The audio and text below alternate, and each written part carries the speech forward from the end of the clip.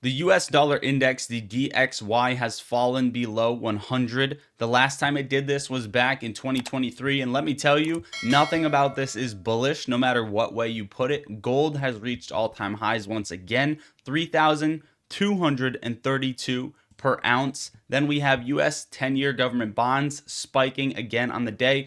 And the VIX was green, but now it is going red as the market decides that it's trying to rally. What is going on, guys? Lottery Stocks here. Welcome back to the channel, and welcome to the channel if you're new. We got a lot of stuff to talk about with the SPY, the overall market, GameStop. I'm going to give you some short squeeze plays at the end of the video that I think will play out, possibly. And then overall, we got a lot of stuff to cover before the markets close for the weekend. It's going to be an interesting weekend, to say the least. Let's talk about it. Like the video, subscribe to the channel. Both of those are free, and that is all I ask. And make sure to have post notifications on. First things first, SPY was red today. It was choppy. Now it's climbing. You can see that it's entering back into this descending parallel channel that it didn't hold. It actually flushed down, got rejected, broke back above off of that news of Trump pausing the tariffs, rejected off of the midline, came back down, broke beneath it, and now it is trying to build momentum inside of it. One thing I want to point out, weekly candle, no matter the momentum today, as long as we still close under that 540 level, the SPY is still looking bad, right? Even if the SPY pushes up to 535 or so, it is still pressing the bottom of this descending parallel channel with this wick at the top, meaning this big full body candle with a longer upper wick. Hopefully we get a longer upper wick by the market close based on me wanting it to sell off more, right? That will be bearish, right? So a longer upper wick is going to lead us bearish into the weekend. And I think the weekly chart does paint an interesting story because we have a huge amount of volume down here with a little bit of a tail wick, but we are not out of the woods ready for a lot of buying just yet on the market. Okay, so we are not ready to enter a bull market, at least based off of a technical standpoint. As far as the VIX goes, same thing. This is actually basically painting a very bad picture for next week because we have a huge full body candle up here that ultimately didn't sell down on the wick. We actually got bought up. We have a huge lower wick, and when the VIX gets bought up, obviously a higher VIX means higher volatility, higher fear for the market, and that is ultimately what we are seeing. And then also the sidelines, the signs that we've seen coming into this are not good as well as our currency weakening. Okay, so no matter what way you put this, what it does is it puts the Fed in a very, very, very tough spot coming into May. And no matter what way you put it, it's almost hard to say that there is going to be a bullish catalyst for the markets in May. Now, China's currency also has been falling to the lowest level in 18 years, and that is basically because they are the only ones not budging against the United States. But will they budge? This is important because this is one of the main catalysts that you want to focus on coming into the weekend. Will China budge, and how will it affect the market? Okay, today China said they are going to raise additional tariffs on US goods to 125% from 84%. Now, this is going to come into effect on April 12th, on Saturday. And then we have China's response to US tariffs being misreported. A lot of people are saying that China is conceding because they said they will no longer raise tariffs in the US if the US responds, yada, yada, yada. But what they actually said is that China will ignore further tariff increases because, right? So US raised tariffs on them again, and the fact that they're retaliating is based on the fact that it's already impossible for them, for the Chinese market, to accept the US imports at the current tariff level. So basically what China is saying is that we are going to fight with the tariff war. Not only did they say they will fight until the end, in quote, right? But they said, listen, the tariffs are already too high. You're not going to beat us in this tariff war because at this point we're willing to get crushed because we have no choice. We have no choice but to fight on the tariffs because they're already too high. Okay, so what would have to happen is over the weekend, Trump would have to come out and he'd have to be very nice and take away his crazy, aggressive tariff policies, to say the least, and take a step back and kind of think a little bit and say, hey, you know what? Yeah, this was crazy. Let's come to an agreement. And then markets could rally Monday. Um, the Chinese president also said there are no winners in tariff wars. Going against the world will only lead to self isolation. As this does sound true and sound a little bit scary, a lot of countries are actually caving in. But then you see the US currency weakening, and you don't want to see this. So, is he right? Are we leading to self isolation? What we're seeing in the economy is a break, a change in regimen, a confusion, just lots of confusion, lots of uncertainty. And as of right now, I don't know if it's like you don't know if the US is in a weak or a strong spot. They are definitely in a weak spot based on several other factors, our debt being one of them. Now, China also said the Chinese embassy in the US posted in the face of US, what they say is basically give the bully an inch, he will take a mile. So they're going to keep fighting, right? Because if they give Trump any leeway, then he's going to take more. Moving on, we had data that came out today. We prepped for it in Discord and announced it last night. March PPI inflation fell to 2.7%, below expectations of 3.3. Core PPI inflation fell to 3.3, below expectations of 3.6. So we just saw the first month-over-month decline in PPI inflation, down 0.4% since March of 2024. So CPI and PPI inflation are down sharply. But again, you can't really celebrate off of these facts because we're in such a change of environment with a very aggressive trade war that we don't really know what numbers are what the Fed's going to do because they are in a very, very tough position. Now, finally jumping into GameStop. Somebody is buying GameStop calls in a very similar style to Roaring Kitty's 5,000 block style. Is it him? It could very well be. The purple volume jumps, if I showed you the pictures right here. Let's just talk about these strikes, okay? Let's talk about these strikes for a minute. These are for May 16th. These are call options for $31 strike, $32 and $33 strike. We also saw, I believe, over $4 million in premium for GameStop call options being purchased around this strike. We are seeing a lot of bullish narrative come out on GameStop. We're up 5.4% on the day, 5.48%, with the market going green. So is a market rebound good for GameStop, or is a complete collapse better for GameStop? This is something that you got to ask yourself, right? Based on, I think if the market flushes more and then pops quickly, it's going to trigger more margin calls, because that's exactly what we saw during this huge relief bounce right here. This was a lot of short covering, and that's because the markets were so confused that we just got random news. Shorts got kicked out of their positions. And that's ultimately what you're seeing. So what I'm saying here is, yes, we could see a nice little squeeze if the SPY decides to relief rally, but I think there's more downside coming in next week, and then a potential push up for GameStop. Will that start next week, or will GameStop lead with it, and then we get the fire sale, and then we, get a move up after that, after April 20th? That's something you got to speculate on.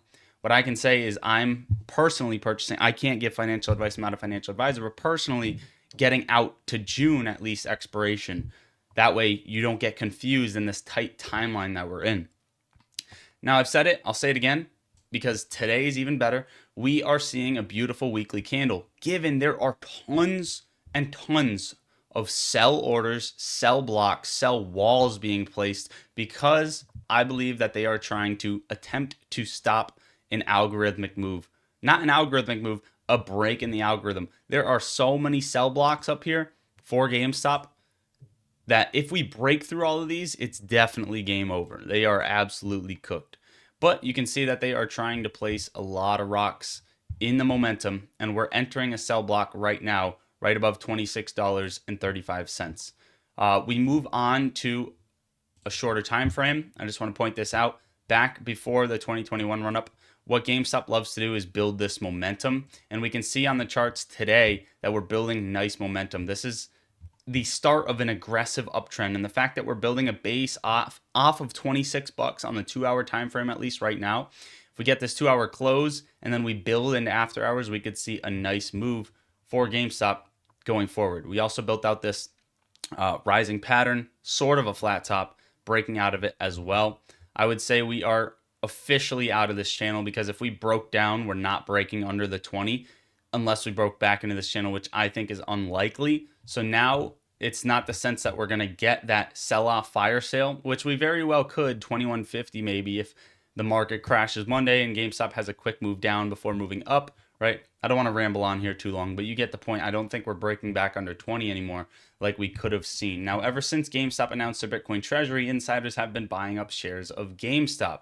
It's not only them. We saw another institution purchase 16.33 million. Well, now they have 16.33 million in GameStop stock as of today, April 11th. Again, institutions continue to buy. And this leads me into the point. Bitcoin, it's up 4%, 82,800.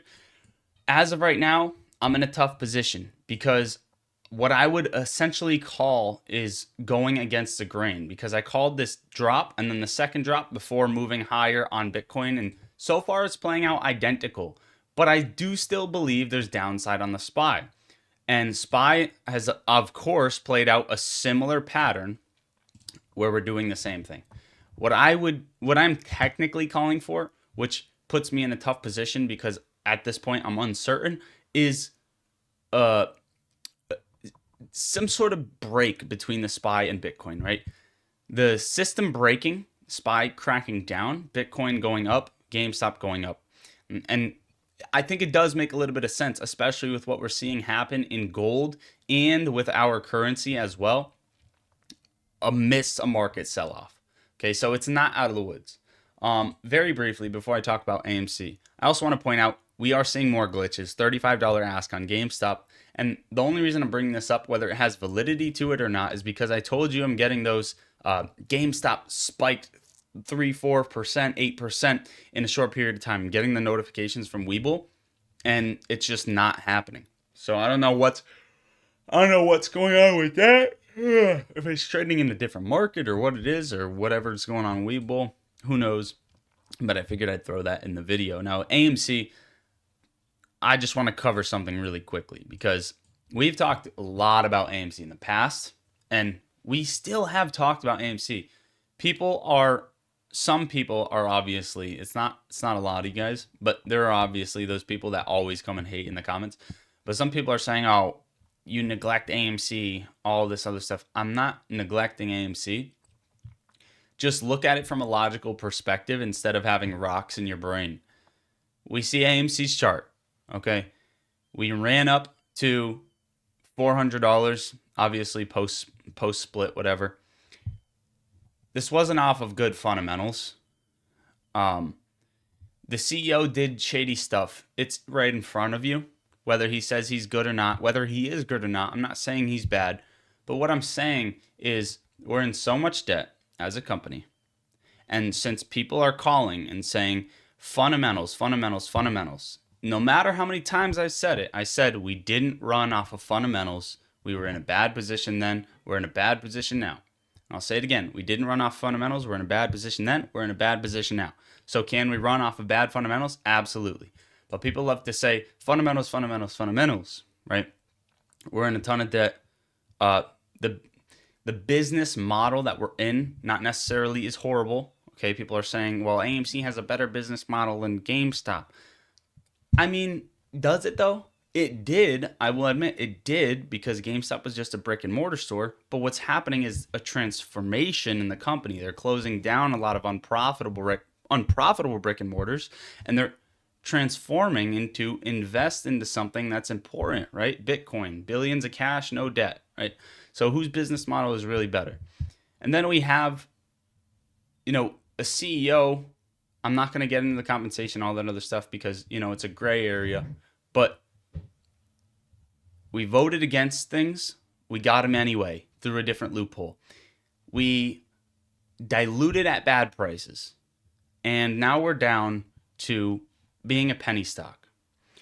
Barcoding and volume, not a lot of fight against naked shorting or anything like that. I mean, for example, we saw the CEO of GNS, and this is just one example. He's come out and he's fighting. He has a lawsuit open. We don't have any of that. Okay, so I just want to point this out and put this out there. Does this mean, oh, well, they're still going to come out and say, well, you're still bashing AMC. You snaked AMC. I'm in AMC. I like AMC. I think it's going to squeeze with GameStop. Will it be as big? I do not know. Okay. I do not know. As of right now, what I'm seeing is lots of institutions piling into GameStop. I'm not seeing that with AMC.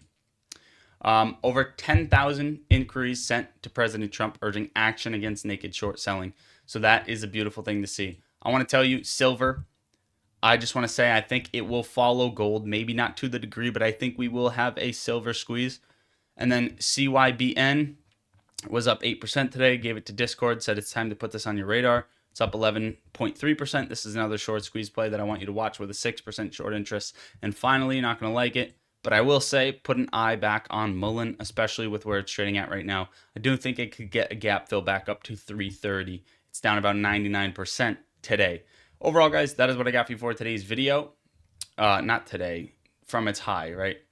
Just keep an eye on Mullen. Overall, guys, that is what I got for you for today's video. Hopefully you enjoyed watching or found value out of the video. Don't forget to join my Discord server in the top link in the description. We talk stocks and crypto in there all day long. Best vibes, best people. I post my trades as soon as I take them. We have AI alerts that will send you option sweep alerts, insider trade alerts, dark pool trade alerts, analyst updates, and market news updates. So it's a one-stop shop for everything with the best people, best vibes. So if you want to level yourself up, it's time to join the Discord server. Don't forget to go get your paid futures account where you can trade if you're a good trader and take out funds, take out profits, get payouts, and the code LOTTO at checkout will give you 50% off the account that you want to buy. So you can buy a 25K funded account, 50K, 100K, and you can get free stocks down here.